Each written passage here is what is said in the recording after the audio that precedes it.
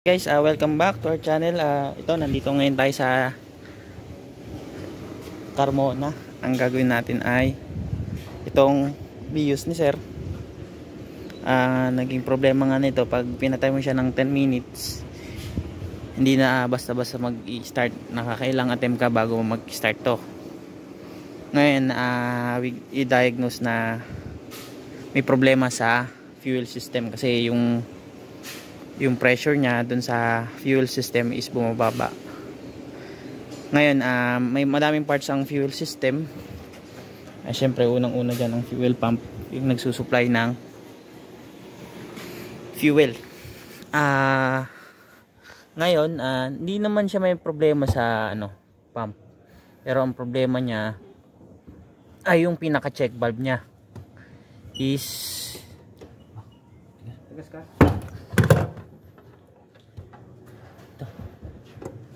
hindi basta-basta magbukas.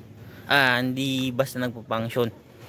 Dahil nagkakaroon ng problema dun sa regulator niya yung sa mismong fuel pump regulator. Ayan, to. Ito yung fuel pump niya. Ito yung fuel pump regulator nasa loob. Tingnan natin. Ayan, ito yung fuel pump regulator. Ito yung pinaka-check valve niya para mag-stay yung pressure ng fuel system. Ayan, ito, papaklasin natin to.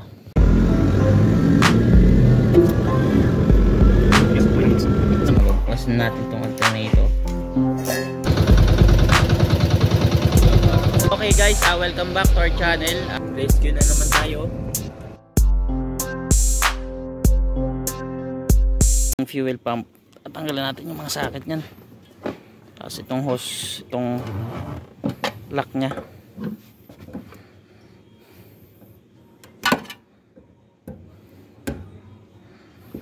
Ayan.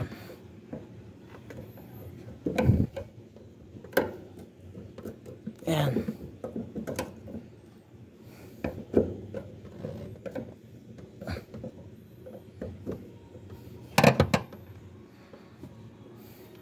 Ito namang hose. Yung hinugot natin to, dapat may mapatak dyan na fuel kasi dahil nga dito sa fuel pump and then dito sa regulator nya may problema nga kaya hindi nag-stay yung fuel, bumaba pa rin. Yan, ito buti lang din natin to.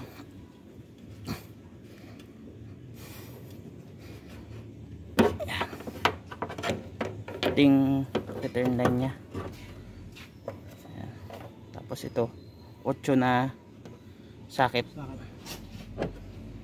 Yan. Oh, extension. I-pre-extension para bango. yan. Yan, extension. Binabanatan ni paring Aljun. Isang magiting na travel mechanic. Shout out sa mga nanonood. Binabati nga pala ni sinong pwedeng batiin? Boss Jiro. Boss Jiro. Swap sa bike. Nagsayag ng bike. Nakapag-swap ulit. Yan, ito. Binabanatan ako. Tira na, baka tirahin pa ng iba. Baka tirahin pa ng iba. Yan. Hindi na. Hindi kaya nung sa Mirage na. Meron pa isa.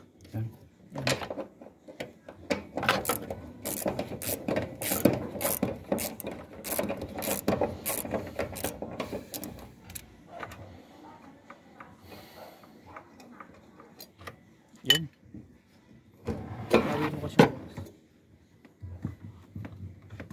Lalo naman. Tapos pasuyan ka.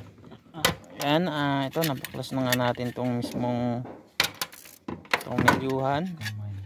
Pwede na natin tong matanggal. Yan, ito na yung fuel pump assembly nya.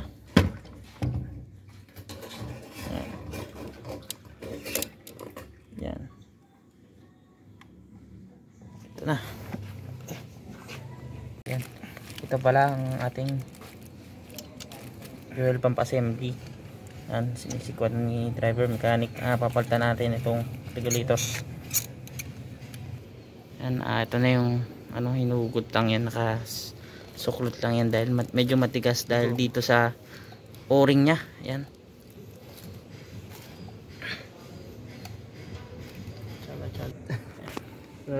Ito na yung ano nya, regulator. Papalitan natin.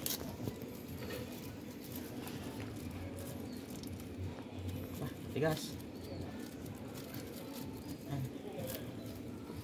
Regulator nya same na same naman kung makikita nyo. Replacement pa dahil walang tatak eh. Original pa ba? Ayaw din sa original. Ayan, subukan natin bugahan gamit ang bibig. Check natin kung ito nga.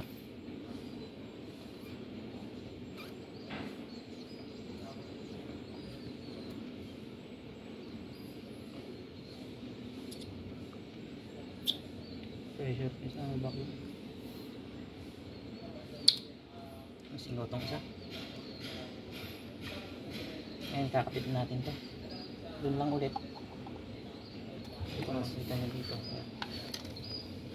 Putang natin ulit yan dyan. Yan. Ayan, itong tip na. Itong goma.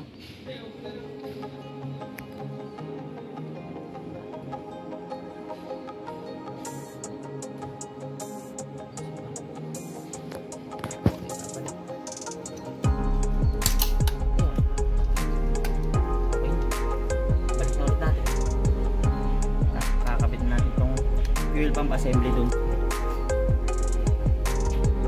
Balik na. Basic na basic yung pagtatanggal niya dun lang kasi sa bukana yun. Hindi na natin tatanggal yung mismong motor. Yan.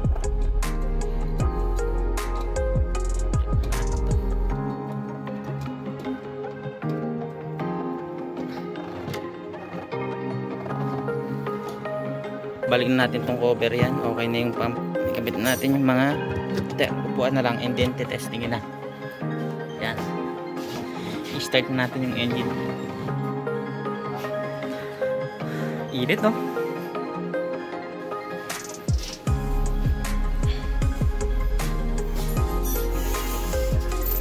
Yes.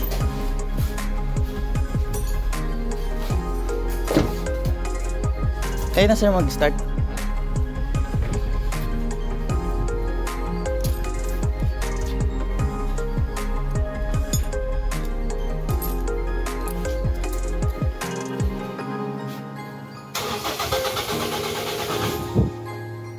Ilang sir, start nyo. Bomba-bombahin nyo sir. May hangin pa yan eh.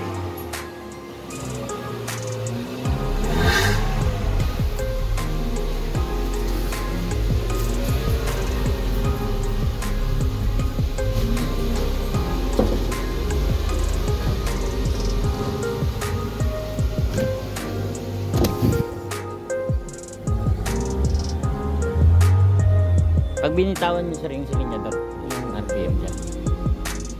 Cold start.